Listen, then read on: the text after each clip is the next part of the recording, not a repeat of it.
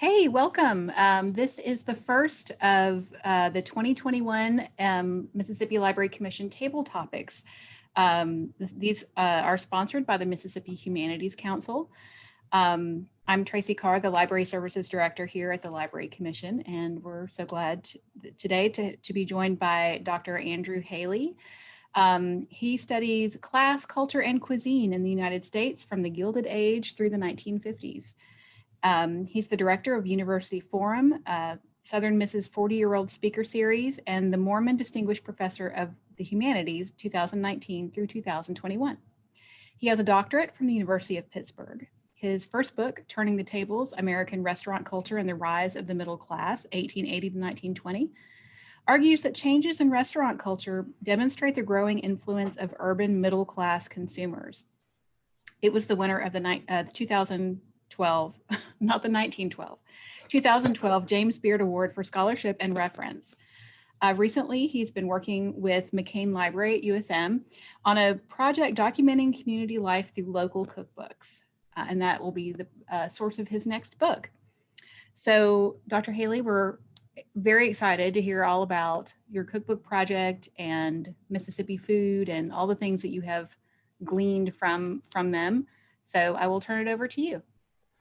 Well, I'm especially excited to be talking to all of you at the Library Commission, because libraries have been, maybe next to food, the biggest part of my life over the years, and certainly have been a big part of this project. And I actually wanted to start this talk today by talking a little bit about libraries. So I'm going to do a brief introduction to the community cookbook collection at Southern Miss, talk to you a little bit about my journey into Mississippi's culinary history. I'm going to then talk about Mississippi's community cookbooks and the melting pot. And by melting pot, I mean the influence, the non-Southern influences on Mississippi's cooking, in particular, immigrant and international foods.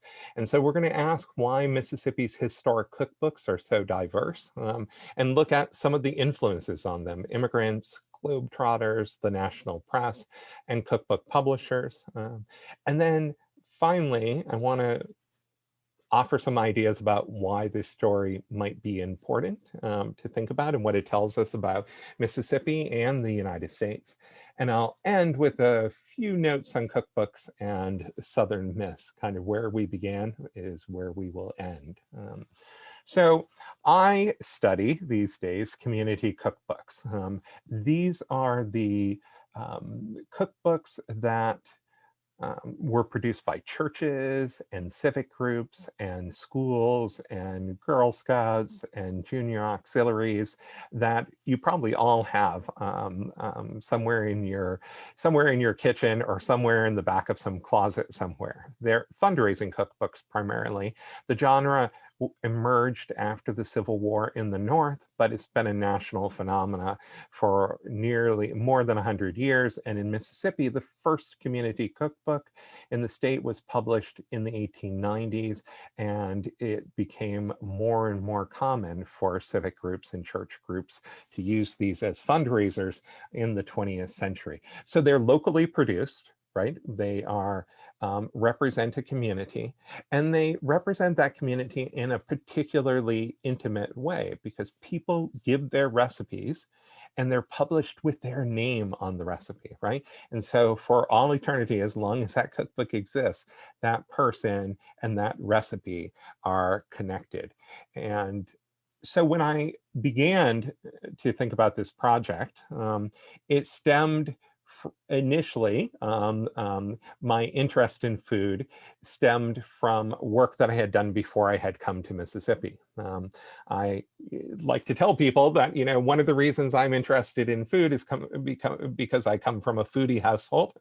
My wife, for many years, was an executive chef in fine dining and country clubs. I wrote a book, my first book, on food and restaurant culture.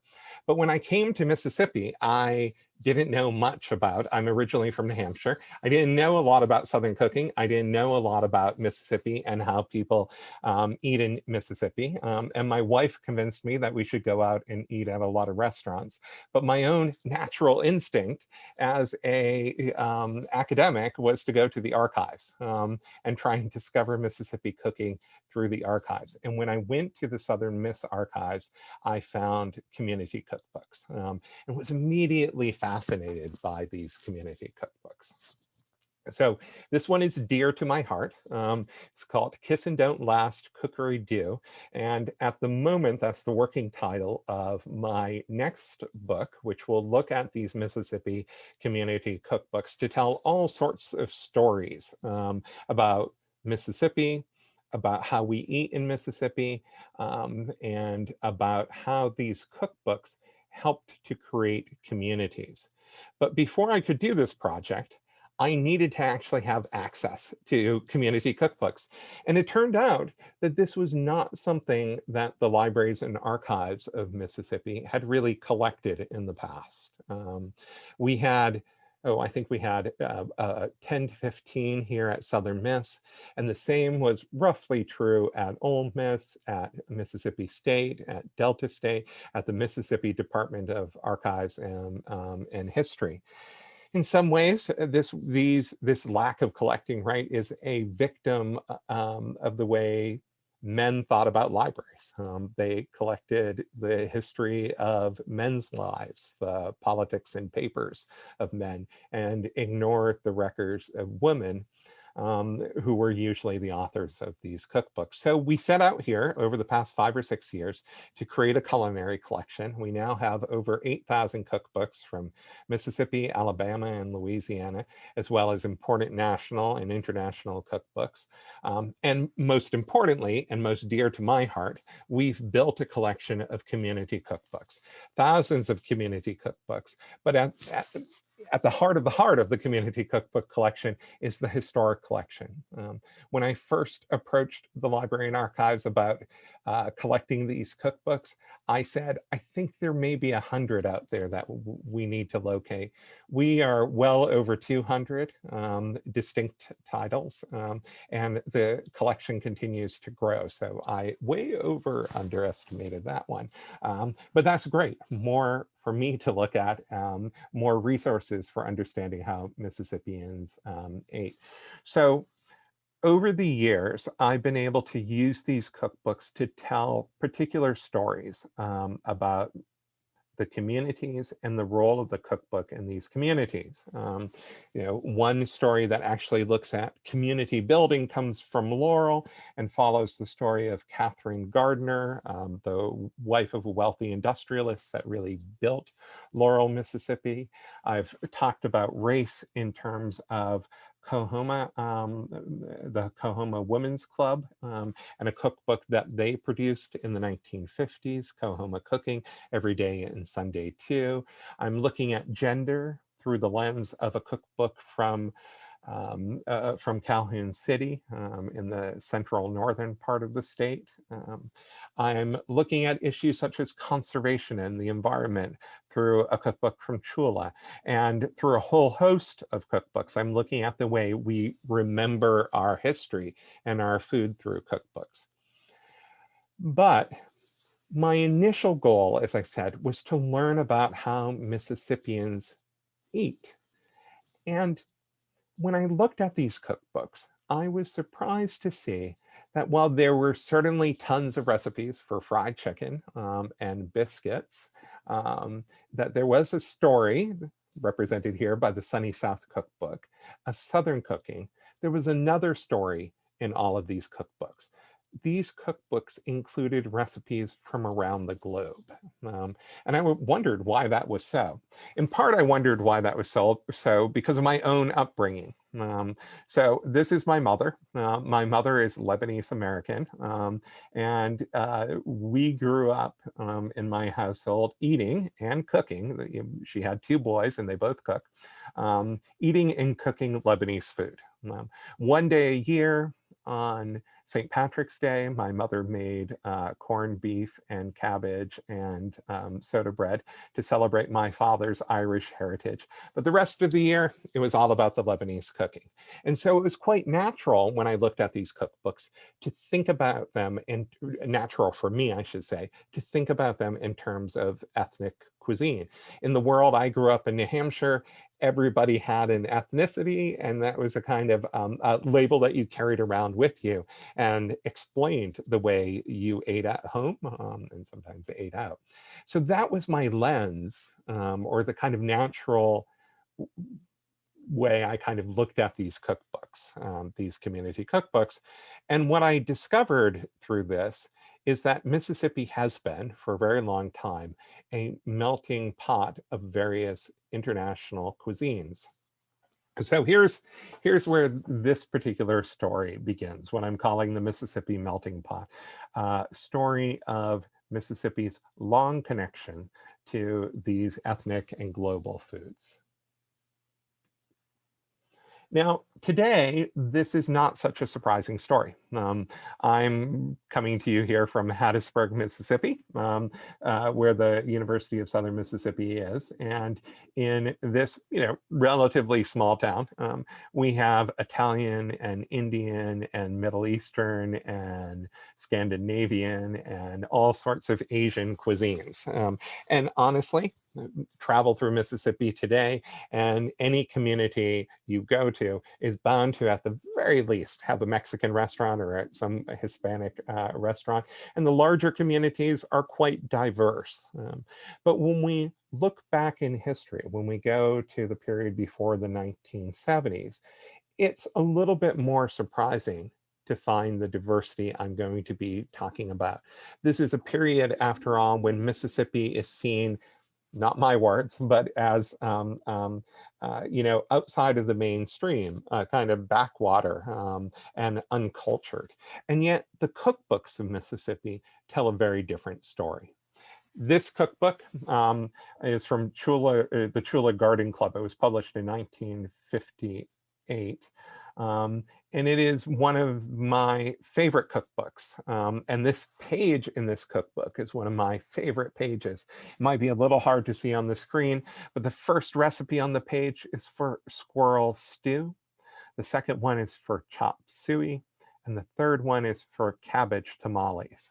Now, I mentioned that I'm Lebanese American, and I immediately was drawn to this recipe for cabbage tamales because they are not tamales. They are rolled cabbage, a Lebanese dish known as malfouf mishri, or stuffed cabbage. And what's fascinating about this recipe, which is very telling, it's not only that it's a Middle Eastern dish offered by somebody whose name suggests that they are Middle Eastern, but that in trying to explain this alien dish to the readers of this recipe, the reference point is not a Southern dish or an American dish, but another ethnic import to the state, tamales. That's a pretty good clue that international and ethnic foods are important to Mississippians and had been around for some time. So we find this not only in places like the Mississippi Delta, which, to be fair, had a fairly significant immigrant population of Italian laborers, Chinese grocery workers, Middle Eastern immigrants who came as peddlers and settled into the retail trades, but even in more remote areas of Mississippi. In Waynesboro, Mississippi, which according to the 1940 census had only 5 foreign-born individuals living in the entire county.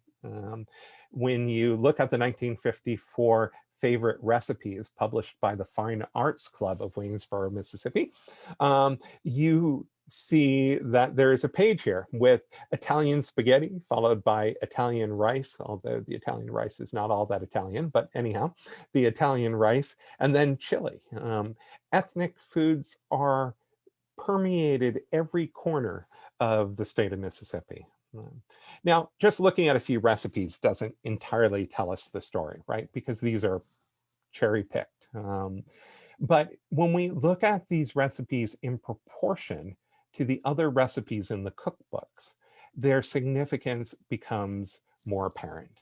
And so what I did is I've gone through now hundreds. Today I'll be talking a smaller sample of about 45 cookbooks that I looked at. And I looked for how many of the recipes in the main dish sections, the meat section, the fish section, the casserole section, could be labeled as ethnic foods. Labeling them ethnic foods is tricky and it's a little bit arbitrary, but the more cookbooks you look at, a pattern begins to emerge. In the Chula cookbook that I just talked about 32% of the main dishes were identifiably ethnic foods. In the Waynesboro cookbook, about 18% of the recipes were identifiably ethnic foods. And as I looked at those additional 43 cookbooks, the pattern continued. In Hattiesburg, the Lydian cookbook, published in 1947, 19% of the recipes could be identified as ethnic foods. In the Crystal cookbook from Crystal Springs, published in 1947 as well, 21% of the recipes could be identified as ethnic. In The Way We Cook at St. Luke's from Jackson, Mississippi in the 1950s, 12% of the recipes. In the Calhoun City Senior Class Cookbook of Calhoun City in 1961, a whopping 44% of the recipes could be considered ethnic. Now, look, not all of these were exotic just because they were ethnic. Some of these are Americanized versions of Italian food, like chicken spaghetti, or an endless combination of kind of pasta baked dishes. But they have ethnic origins, and they were widely eaten in Mississippi. In Gourmet of the Delta from Leland and Hollandale in 1958 originally, 25% of the recipes could be seen as ethnic. In the Dinah, which was from Macomb, the original version the original cookbook in 1946, about 24% of the recipes were ethnic. And when they added some recipes to the 1963 second edition, the revised edition, those new recipes were even more ethnic. About 35% of them might be described as ethnic or international foods. So I'm not going to go through all 45 different cookbooks because that would try your patience. But when you put all of these numbers together, you get a picture of Mississippi that is fairly consistent across the state, in different parts of the state, and across time. About 28% of the recipes in Mississippi community cookbooks, at least this sample of Mississippi community cookbooks, are ethnic or international. Even when I excluded recipes that were Creole recipes or Cajun recipes, right? Recipes that were still essentially local because of the influence of New Orleans. It was still 23% of the recipes could be described as ethnic. And as I said, this was true over time in this sample. True, earlier cookbooks had fewer ethnic recipes, but even the earliest ones in this sample had over 5% of the recipes were international. And by the 60s, it was over 30%. So this is consistent across the state and over time. So that raises a question. Why are community cookbooks from Mississippi so diverse? And, one simple answer to this would be, well, why not? And so I think it is important to recognize that Mississippians don't talk about this story of their culinary heritage, right? People don't visit Mississippi to try its Italian food for the most part. There's some exceptions, the Tamale Trail, for example, but for the most part, Mississippi is not viewed outside of Mississippi as a particularly ethnically diverse, it's racially diverse, but ethnically diverse part of the country, and for good reason, both because of the racial politics of the state and because of the type of agriculture that was done here. It was rare for immigrants to come to Mississippi. And yet that's where our story has to begin, because even if immigration to Mississippi was comparatively rare, it was not the same as in New York or even New Orleans. Immigrants did come to Mississippi, particularly the Mississippi Delta, and had perhaps a disproportionate influence on food, because some of them at least were either restaurant or grocery store owners. Asian immigrants, Chinese immigrants in particular, opened up grocery stores that were very influential in the Mississippi Delta. And Italians were disproportionate, not scientific, but I would say disproportionately involved in the restaurant trades.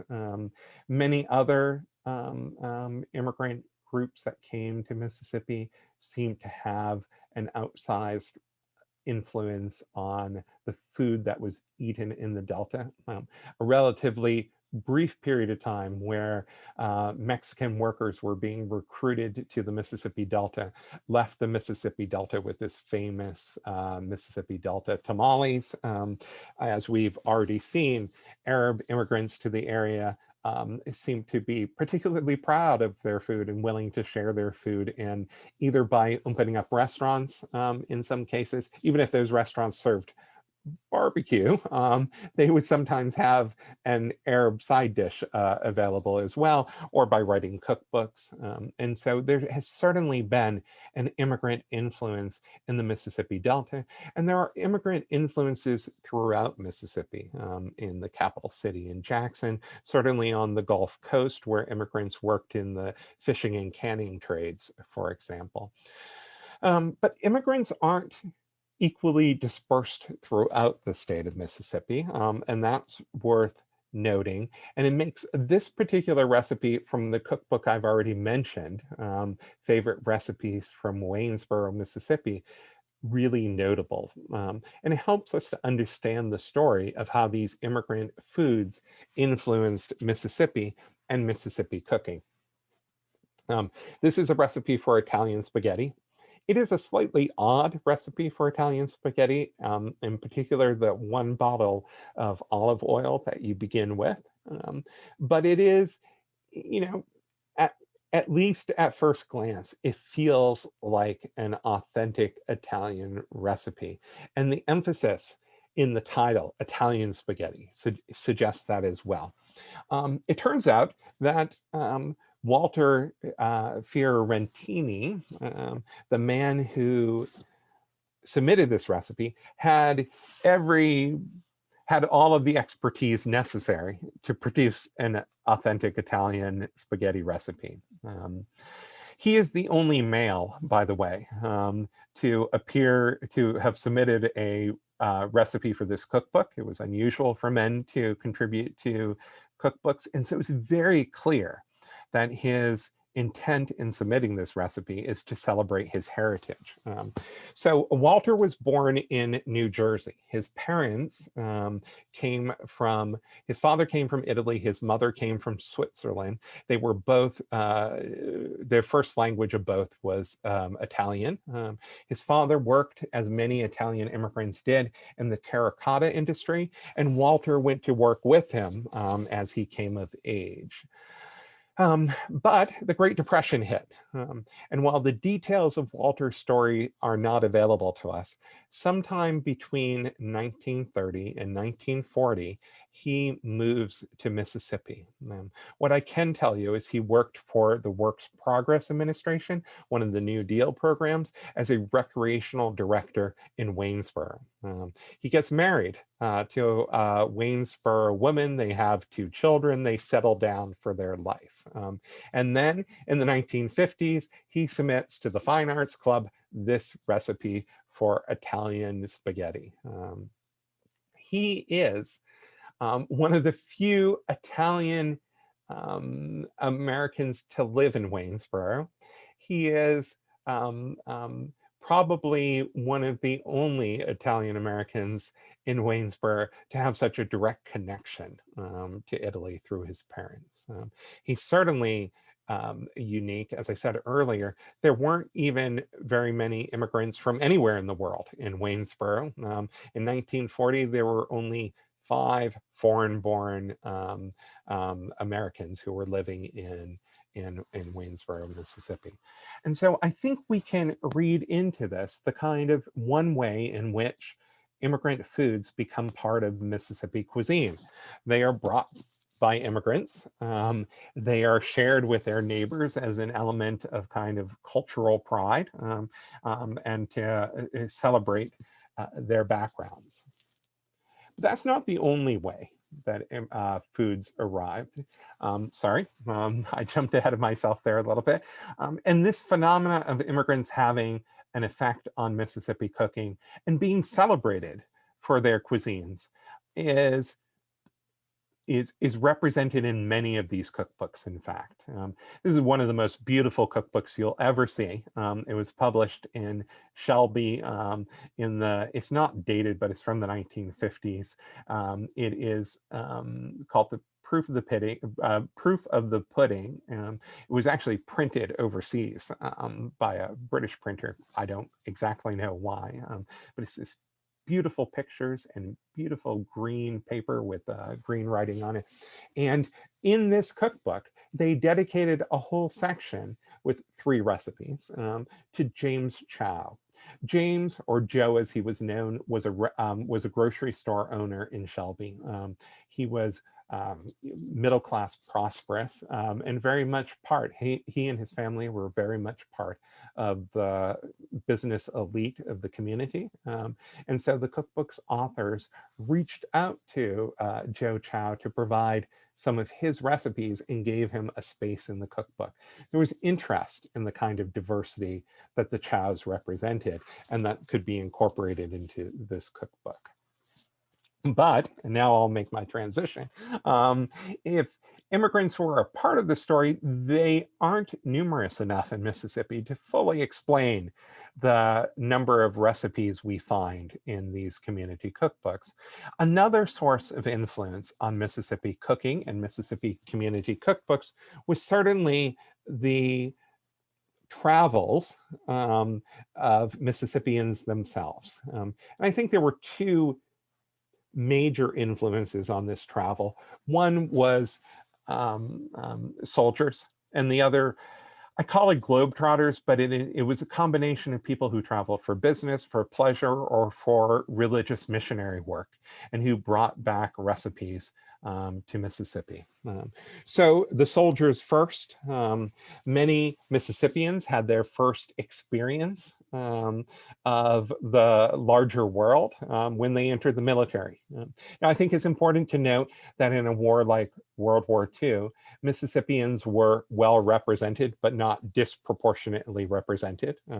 About 1.7% of the of the population lived in Mississippi during World War II, and about 1.7% of the military. Somehow I'm trying to do this off the top of my head. I hope I got those numbers right.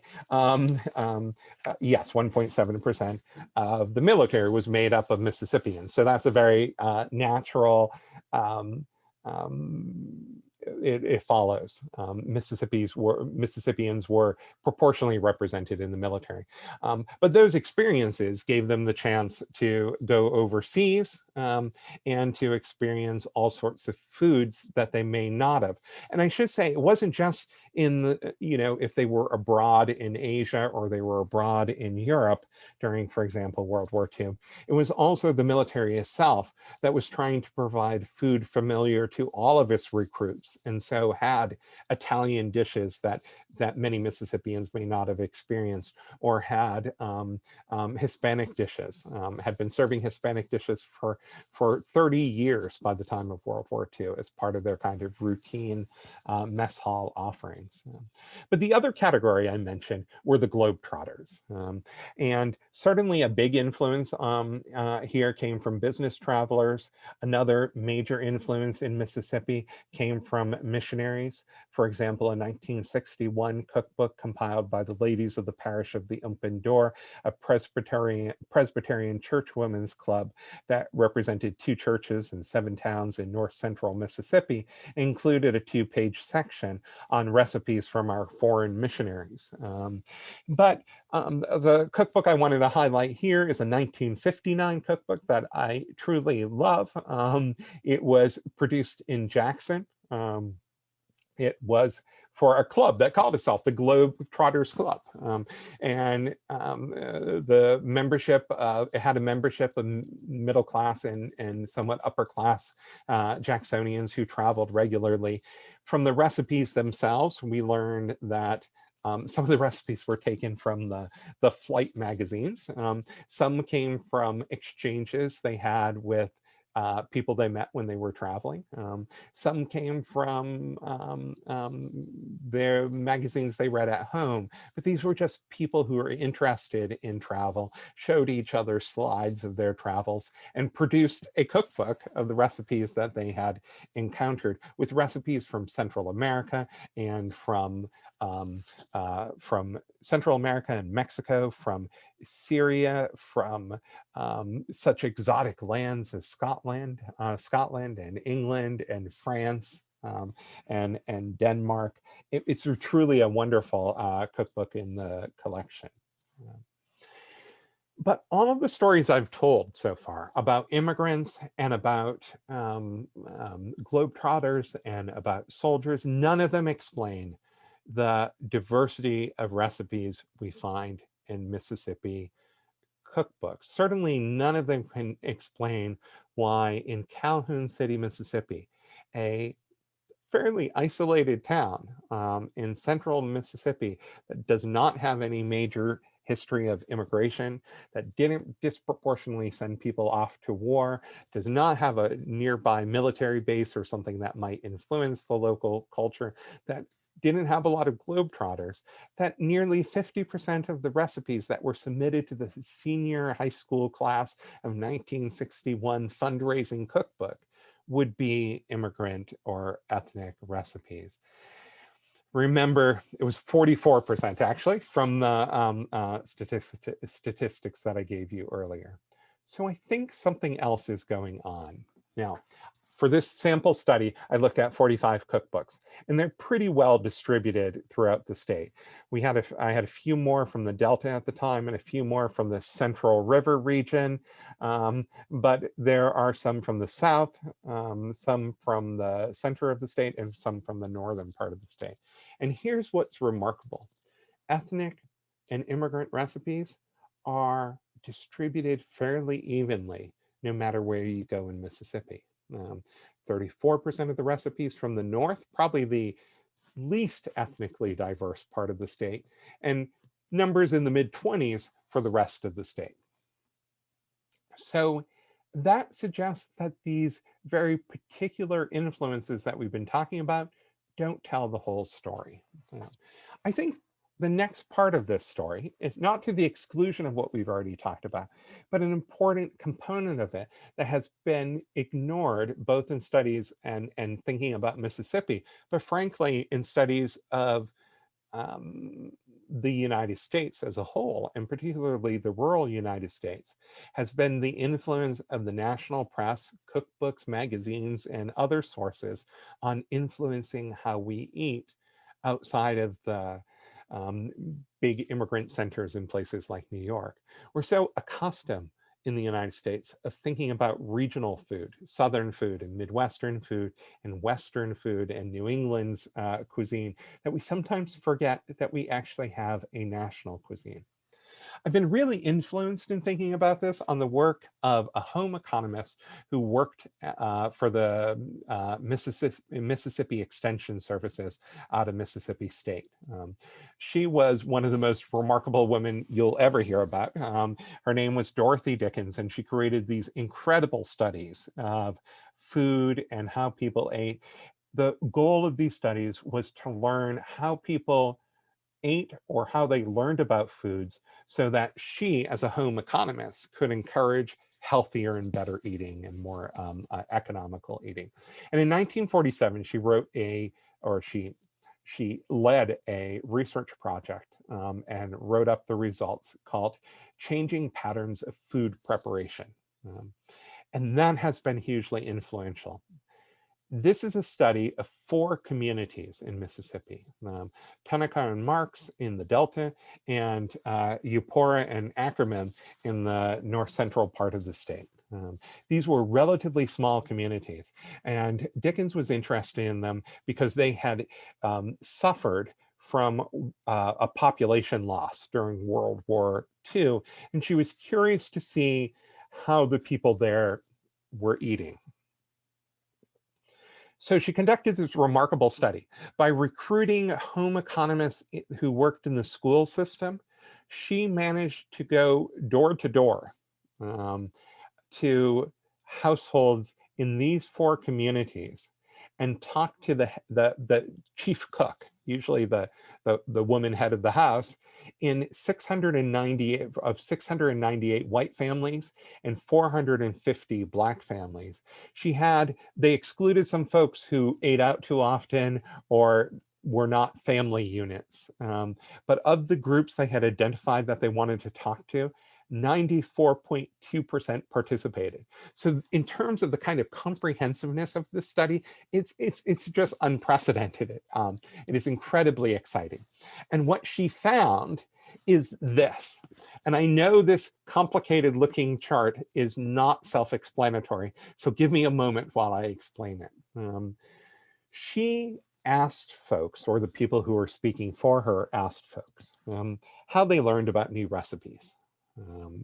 And the column on the left is some of the ways in which they learned about new recipes. They learned recipes from friends. They learned recipes from family members. They saw an advertisement for something and they learned from an advert. They learned from their physician. So this is a list of possible sources of recipes. And then it's broken down in her chart by race and income. If you look at where people are learning recipes, you discover that the ones that are in gold here are really person connections, local connections. Again, friends, family, relatives, the cook who works in your household, the white woman who works for, that you work for, the store clerk or a local restaurant or your physician.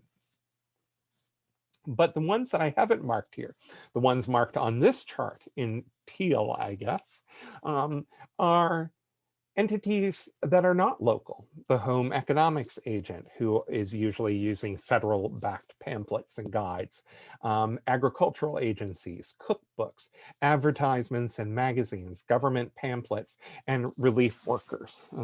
These are often national sources for these recipes. And if we take all these numbers and crunch them together, what we get is this. In Black households, 20% of the recipes in this 2-week study came from sources that were national, not local. In white households, 29% of the recipes came from sources that were national and not local. In other words, people are being influenced by sources outside their community. And I think this is one of the ways that Mississippians often learned about recipes that were more exotic than the demographics of their own hometown might suggest. In fact, another chart that Dickens put together showed that, for example, clippings, 68% of white families and 24% of Black families had clipping files, clippings from newspapers and magazines that they kept, that 80% of white families and 37% of Black families had food and nutrition leaflets or booklets that they had been given by government agencies or had picked up at the grocery store. There are all these sources, from advertisements to magazines to newspapers, that are telling people how to eat and suggesting new recipes. And that's having a dramatic effect on how Mississippians eat. So take a look once again. Sorry to obsess about Waynesboro. I've been looking at this cookbook a lot lately. Remember, underneath the Italian spaghetti recipe and the Italian rice recipe, there is a recipe for chili here. When you look closely at this recipe, it's a very odd recipe for chili. It's not what we think of chili at all. You grind up about 1 pound of steak, you add some potatoes, an onion, several tomatoes, you cook it all in lard, you warm up some lard and cook the meat in the lard, and then you add the onions and the potatoes and the tomatoes and half a gallon of water, and you cook it for a very long time and mysteriously season it to taste. But this is what Mrs. Ralston Huggins thought of as chili. Now, by this time, when this cookbook comes out in the mid-1950s, you can buy canned chili in the grocery store. Recipes for chili, and chili is a dish that's kind of, as we know, is a dish that's invented in Texas, are fairly widespread. But this recipe for chili with potatoes is unusual. And while I can't know for sure where Mrs. Huggins got this recipe, I think I know where it came from. Probably not directly from this source, but at some point in time, the origin of this recipe is probably this cookbook, the Los Angeles Times Cookbook #2. It was a very famous cookbook. It was put out by the Los Angeles Times newspaper from reader-submitted recipes. And particularly the second volume, which was one of the first cookbooks in the United States to focus on Hispanic foods, Mexican foods, old California foods, included very prominently at the beginning, recipe #8, a recipe for chili stew. Now remember, chili came from Texas, not California. So chili recipes in California are not necessarily the best, or the best. It's not necessarily the best place to find a good chili recipe. But look at this recipe. It is sliced beef that's placed in a pot with lard. You add some onion, you add some warm water, some canned or mashed tomatoes, and 4 sliced Irish potatoes. The seasoning is more specific, the directions are more specific, but this very peculiar potato version of chili is found years before, in 1905, in California. In other words, I think the recipe at the top here from Mrs. Huggins had filtered through newspapers and magazines and maybe other community cookbooks to arrive in the repertoire of Mrs. Huggins in Waynesboro, Mississippi. That's the only way I can explain such an odd recipe appearing in 2 different places. And it demonstrates the kind of truth behind Dickens' study. There's one last place I think we can look at for a national influence on cookbooks, and that is the community cookbooks themselves. Prior to the 1930s or so, almost all community cookbooks were created locally. Women got together, they typed out or hand wrote recipes and convinced a local printer, sometimes a newspaper, to put together a cookbook. They sold advertisements to pay for it. But beginning in the 1920s, certainly rising in prominence in the 30s and becoming almost dominant by the 1960s, national corporations got involved in the publishing of community cookbooks. We can see a dramatic example of this effect with this cookbook on the screen here called The Home Economist. It's from the late 1920s. The first one on the left was published in Ohio, the second one in Kansas, and the third one, although it never actually was published because there are too many mistakes here to believe it was ever actually distributed, is from Meridian, Mississippi. These cookbooks, except for the names on the covers, are identical. They're kind of community cookbooks, but the community really hasn't participated in them. In fact, the community was so excluded from the Mississippi one that it refers to the Fifth Avenue ME Church. There is no such church, and it claims that it's both published by the Junior League in the small writing and the Women's Missionary Society in the big writing. Somebody messed up with this cookbook, and I don't think it was ever actually distributed, but it suggests the growing influence of national publishers. You can see it here too from these cookbooks from our collection. They all look somewhat alike because they're all published through what by the 1960s had become one of the most important publishing companies for cookbooks, the Beveron Company. So what would happen is that many of these companies, at least through the early 1960s, employed regional salespeople who went from town to town and tried to convince groups to put together a community cookbook. They might even stay at a member organization's home for a short while and help them assemble the cookbook. That doesn't mean the recipes in the cookbook were necessarily from the company. They weren't. But the company would help to shape the look of the cookbook and the feel of the cookbook, and these representatives might encourage a certain diversity of recipes. It's hard to know exactly what the influence of these representatives were, but certainly it is a source of recipes. For example, you could order from the Beveron Corporation community cookbooks, kind of excess community cookbooks, for yourself, really cheaply. You could get 3 of these cookbooks for $1 from the company. And the sales representatives often handed out some of these excess cookbooks for free. And so through the production of the community cookbook itself, influences from other parts of the country and even national influences are felt on Mississippi's cuisines. Now, I want to be very clear. Just because there are national and international influences doesn't make these cookbooks any less Mississippian.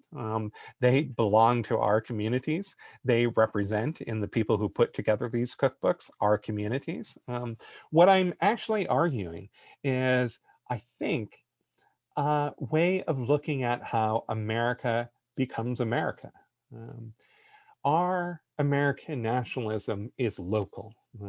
We don't become Americans because Washington, D.C. tells us what it means to be American in most ways. We can become American when we take those symbols of who we are as a nation and make them part of our daily practice.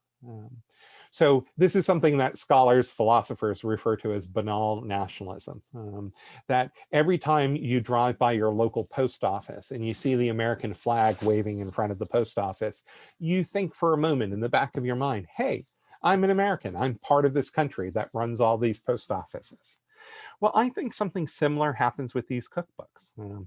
Every time somebody included an ethnic or international recipe, every time they made it locally and thought of it as Mrs. Pennington's recipe for spaghetti with meat sauce. They made the national immigrant and multicultural cuisine and culture of the United States part of their own identity. And that in these cookbooks is both a story of local pride and national belonging. I have talked for quite a while. If you will bear with me for just one more minute, there's just a couple things I wanted to add outside of the main thrust of my talk. I have to say this every time I talk to anyone. Our cookbook collection, particularly the community cookbook collection at Southern Miss, was largely produced by donations.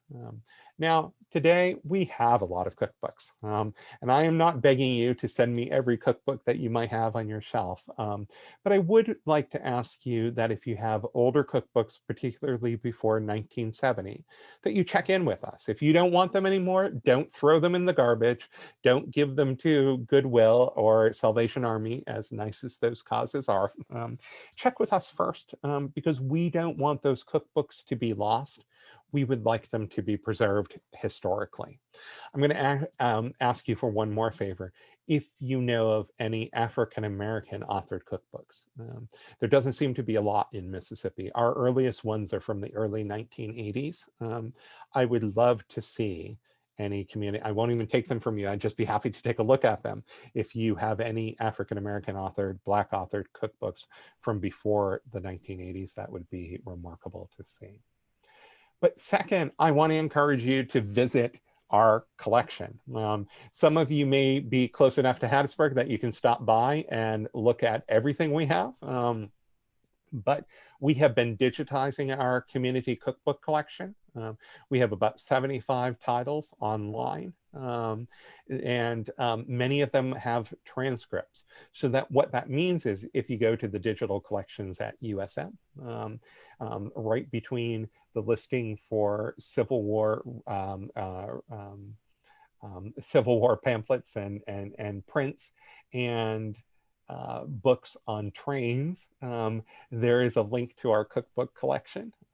When you go into that cookbook collections, you see all the titles. If you click on one of those titles, you can search for an ingredient. Say you have a lot of molasses sitting around the house, as I did. You can search and find a recipe, as I did, for Mrs. Frank Agnes's Donaldson's molasses pie from the Pots and Pan cookbooks, Pots and Pan Poets cookbook of 1962. It is a wonderful collection to browse through. There are hilarious recipes, and there are recipes like this one that don't actually use what I think of as molasses, but rather sorghum and ribbon cane sugar. But anyhow, but there are just wonderful things, and increasingly as we add transcriptions to these cookbooks, they're fully searchable. Maybe about half of them now, and we hope to have that number up very soon. So I'd invite you to visit the collection. Other than that, I'm just so pleased that I had a chance to talk to you today. I have not been looking at the chat while I've been talking, but if there are any questions I can answer, I'd just love to do that. Okay. Thank you. First of all, thank you very much. This was super fascinating. You know, right before we hit record, as we were chatting earlier, browsing through old cookbooks and finding the hilarious recipes is one of my hobbies. So this talk is right up my alley. So in the chat, basically it was just some commentary, although I do have some real questions. Everyone likes the you said it might be the title of your book, the Kiss and Don't Last, Cookery Do, and we vote yes. That is definitely the title of your book.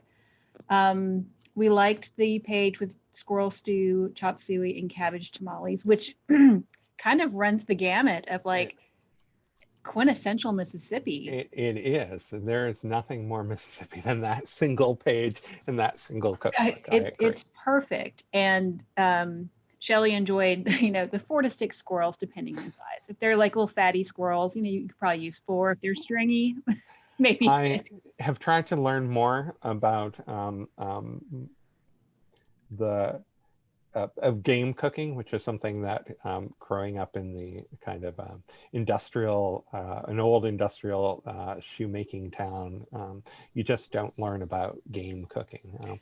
I now know a ton about various fishes that you can catch in Mississippi, and I also know a lot about cooking possum, the pros and cons of cooking possum, for example. Well, I'll ask my dad about the squirrel stew, because apparently that when he was in Boy Scouts, they used to, you know, shoot some squirrels, and then their scoutmaster would cook up some stew for them. So anyway, I have some data for your studies about the squirrels. We also liked, and I don't remember, I think it was from the Proof of the Pudding cookbook. the recipe called Rinktum Ditty. I have never Yes. heard those words before in my life. I may need to go back and look at that one. I off the top of my head, I can't remember It's the, like eggs and stuff, and then you put it on top of some toast. But just I've just never heard. I've never heard of that. So you find in these cookbooks, and if it looks like I'm staring into space, it's because No, I know you're looking at your slide. I'm looking at this here. Yeah, you find in these cookbooks a lot of creative dishes, is the best way I can refer to them, that just don't seem to have caught on. I mean, this one seems to be some sort of, I don't think there's cheese in it, but a kind of, cheese and toast spread, right? Yeah, Or tomato and it seemed spread. like an a la king kind of Yeah. thing. Maybe they just made that up at their house for the name of it. That seems to be the case. The biggest category of these weirdly named dishes are pasta dishes that are derivatives, are essentially elbow macaroni, ground beef, and tomato sauce. And I'm not naming this because you probably have your own personal family name.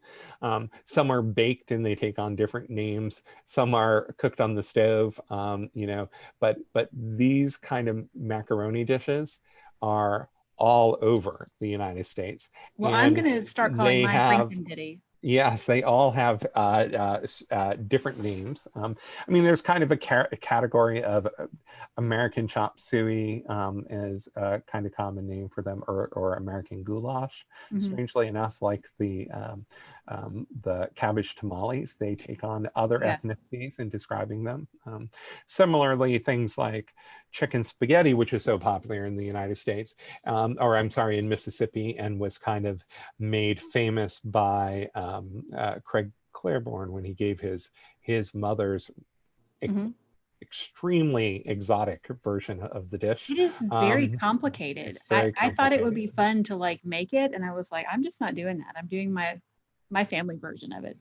And I mean, it is an American dish. It seems to appear first in the Midwest and then kind of come down through the Mississippi Valley and settle smack dab in Mississippi, where it's incredibly popular. It is a variation on chicken cacciatore in some ways, an actual Italian dish, modified in some ways by chicken tetrazzini, a American Italian dish that was created in California, and somehow became incredibly popular here. That kind of blending is and transfer is a really fascinating part of Mississippi's engagement with ethnic cuisine. I once gave a talk many years ago when I was starting this project, and one of the women in the audience made this remarkable comment. She said, "You needed at the beginning of your talk to tell us more about what you meant by ethnic and international foods, because we don't think of spaghetti as an ethnic cuisine." And she named something else, and I'm forgetting what the other dish she mentioned was, but spaghetti is an ethnic cuisine, and I think that's right. I mean, these have become so commonplace, and I think in many ways, something like chicken spaghetti became so commonplace by the mid 20th century that it's hard to make any claims that eating chicken spaghetti was really a celebration of Italian culture and Italian immigrant influences. But that is not true of all of these dishes, right? Some of them are more ethnic and were viewed as ethnic by the people who created the cookbooks. There is more than one Mississippi community cookbook where they had a main dish section and then they had a foreign dishes section. And what's fascinating is that there are ethnic dishes in the main dish section that they haven't put in the foreign dish section because they have already incorporated them. But nonetheless, they see some of the dishes that we find in other community cookbooks just under main dishes as foreign recipes still. So there is this blending of what becomes familiar and what still signifies difference and this multicultural story. Um, let's see. That was more than what you expected when you No, asked her no, about that was Rictum great. Diddy, I believe. So, That yes, was great. yeah. We laughed about the lettuce au gratin. Listen, I'd eat it. You can't mess up a bechamel sauce and some breadcrumbs on top. You know, Um, lettuce. but lettuce as a choice, you know, Lettuce, yeah. that's I'm personally one of those people who hates having lettuce on my sandwich because I feel it distracts me from, you know, the things I really care about, the cheese and the meat. So but I would I've probably never, just yeah. eat the au gratin part and leave the lettuce I behind. wonder though, I've never like had, cooked lettuce. What if something magical, actually there's probably a reason why lettuce au gratin is not popular, but Yes. we can try it out. We had a So question. we mentioned before we started, and I'll make it really quick, but that, you know, there is a reason we don't make these old recipes anymore. I always compare it to telephones. I wouldn't trade in my iPhone for one of those, you know, hand cranked telephones from the 1920s. We tend to romanticize recipes from the past and imagine that grandma's cooking was the best cooking in the world. Like everything else, we've gotten better at cooking. No need for the lettuce au gratin, in my opinion. So. I feel this deep urge to make it now and report to you how it went. Please do. Um, we had a question: are community cookbooks still popular and being published? The answer is yes. Um, Let me say that one of the reasons my study ends in 1970 is because the explosion in Mississippi cookbooks after 1970, there's just no way I could handle the sheer number. And they are still being published. And in fact, some of the older Mississippi community cookbooks are being republished because there's nostalgia value in them. It is true that the internet has posed a challenge to community cookbooks as a fundraiser. I think that I don't have any recent statistics. The last I saw, which is a little bit dated, still suggested that there was a working and vibrant industry. Part of the reason is that the internet and digital printing has lowered the cost of producing the cookbooks so much that you can still make a profit. And what you don't find on the internet, I mean, you may honestly find a better version of chicken spaghetti on the internet than you will find from your neighbor. But it is not part of your community. And there is something about community cookbooks, of being part of a community, to have recipes that are connected to you, that still matters. I will say, and probably the saddest part though, is I don't think we use these cookbooks the way we used to. I had somebody ask me at a conference once, they said, you know, can you really study these cookbooks? I mean, did anybody actually read them? I have a bunch of these at home sitting on my shelf and I never open them. And that is probably true of most of us today. We buy them to support the cause, not for the recipes. That was not true in the 1930s or 40s or 50s in small towns. Small towns in Mississippi, some of them don't even exist, these towns anymore, but we have a community cookbook from them. And what's true of these cookbooks is that they are food stained, that people have gone through to correct the recipes or to add something to the recipes or to write in their own recipes. One of the reasons to take a look at these cookbooks is not just for the printed recipes, but all of the additional material that has been added to the cookbooks. These were beloved and used. Their favorite recipes were starred, or you could tell they were favorite because the page was 5 times dirtier than the next page and had been opened a lot. So we don't use them. I mean, I don't know about the numbers, or at least recent numbers on community cookbook sales, but I can definitely say we don't use them the way they once did during the time period I'm looking. So.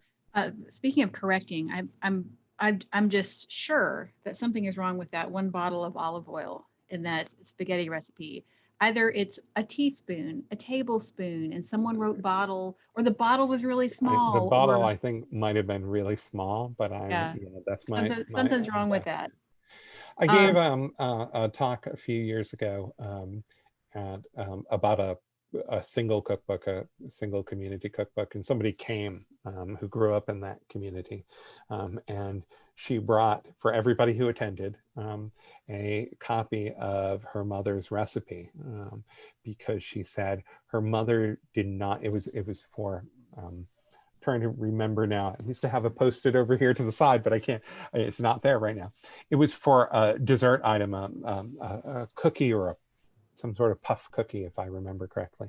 And she said her mother didn't actually want to give her favorite recipe. And so she intentionally sabotaged the recipe, and she brought the real recipe so that we could all have it, which I thought was remarkable. I love it. I absolutely, that's a whole subset of your research. You know, the wrong recipes that women did not want. They didn't want people to know their secrets. I had a couple of questions about your the books that the cookbooks that you looked for in your sample of 45. What was the year range of those? Those ranged from 1910 or the 19 teens through the 1960s. At that time, when these were the first ones that I surveyed, I just didn't have enough prior to that time period to feel it was worth including in it. There aren't that many Mississippi cookbooks, community cookbooks that we know exist, published prior to that time. In fact, there's probably 5 or 6. Their first one was published in the late 1890s in Woodville, and there's a reprint available of that. I've never seen the original. I own a reprint someone gave me for Christmas because my family is from near there. It is a wonderful, the Sewing Circle cookbook, I think it's called, or something like that. The Laurel cookbook, published originally in 1900, is the next. Then there is a cookbook from the coast. And we have just discovered, literally a week ago, or less than a week ago, a cookbook from Jackson published in 1905. We don't have the original. What happened is we got a donation of a 1984 cookbook that has a full reproduction of this cookbook from 1905 in Jackson within its pages. Now, from a collector's standpoint, that may not be as valuable, but from a researcher's standpoint, as long as it's an actual reproduction, I'm perfectly happy with that, and very excited, because there are very few cookbooks from before that time. A few more from the first decade of the 20th century. They really start to take off in the teens. I was also interested if you mentioned the census data, like you looked up, how the guy with the spaghetti in Waynesboro, you looked at the how many Italian families live there, but I wondered if you looked at in your study of the 45, like in the Delta, how many of those ethnic recipes were Asian, and then looked at the Asian population. Or am I just making this too complicated and giving you more research avenues? So part of there are some complexities with what the available census data can actually tell us about where people are living. But yes, I mean, a little bit. I've looked at this a little bit. I mean, certainly there's a significant Asian presence. I don't have the numbers in front of me. I probably should, in the Delta, but it's not representative of the number of chop suey recipes you would see. And that's not surprising, right? I mean, part of what's happening is national, and this is part of my argument that is national. In the late 1890s through about the early 1920s, across the United States, there was a chop suey craze. Chinese restaurants proliferate. Recipes for chop suey are found in all sorts of magazines and cookbooks and newspapers. There's an absolute obsession with chop suey. It's probably America's most popular. We think of this as an age in which the ballpark hot dog is invented, but chop suey is probably more popular than that. It is, everybody wants to have an authentic what they think is an authentic chop suey recipe. And so it's not surprising that chop suey recipes are appearing in Mississippi cookbooks. Similarly, we think of the Mississippi tamale as or the Delta tamale as something unique and special, and it has been modified in some ways that make it a little different, but it appears in Mississippi at the same time that tamale vendors are appearing for the first time on the streets in New York City selling tamales, and that the first Mexican restaurants are opening in Washington, D.C., and in places like Chicago. And so those cuisines are spreading and becoming nationalized. And then they're becoming, like the chicken spaghetti becomes kind of uniquely Mississippi, the tamale becomes uniquely Mississippi. And that is part of like the richness of our culinary culture, that we make those things our own, but their origins are part of a larger spread of a national cuisine. So, okay. Did I avoid your question or answer your question? No, you answered it. Okay. Yeah. Let's see. I've been known to like talk past question occasionally. Well, so I get so excited. So yeah. I'll have to check I'll have to check the USM cookbook collection to see if there's some community cookbook from Greenwood. And I know you said there's not a lot of men who contributed, but there's a Greenwood one, and I don't have a copy of it, but my great uncle submitted some booze recipe. There's brandy involved, and it's called Dr. Carr's Prescription, which I thought was hilarious.